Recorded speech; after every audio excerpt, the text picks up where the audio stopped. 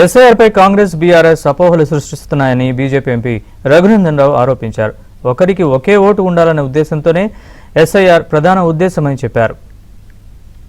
ఓట్లు పోతాయని, ఎస్ఐఆర్ తోటి ముస్లింల ఓట్లు పోతాయని, ఎస్ఐఆర్ తోటి బీజేపీకి నచ్చనోళ్ళ ఓట్లు పోతాయని మంత్రులు కూడా, రాజ్యాంగం మీద ప్రమాణం చేసినటువంటి కొంతమంది మంత్రులు కూడా కాంగ్రెస్ వాళ్ళ ఓట్లు తీసేస్తారని మాట్లాడడం అనేది నిజంగా సిగ్గుచేటు.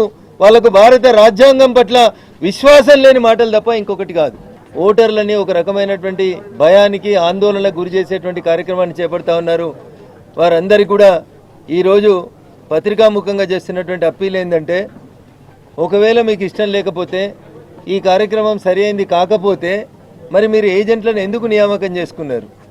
ఎందుకు మీ బిఎల్ఏలు అందరూ కూడా అన్ని బూతులలో తిరుగుతూ ఉన్నారనేది ప్రజలకు చెప్పాలి.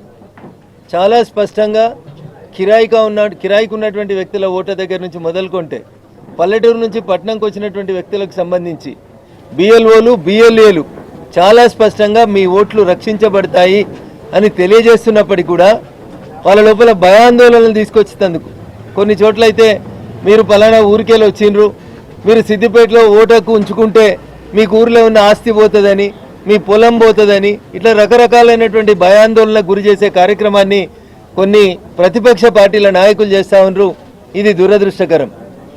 ప్రతి వ్యక్తికి డాక్టర్ బిఆర్ అంబేద్కర్ గారు కలగన్నట్టు, మహిళ అయినా పురుషుడైనా ఏ కులం వ్యక్తి అయినా ప్రతి వ్యక్తికి ఒకటే ఓటు ఉంటుందని ఎస్ఐఆర్ కూడా చాలా స్పష్టంగా చెప్తుంది.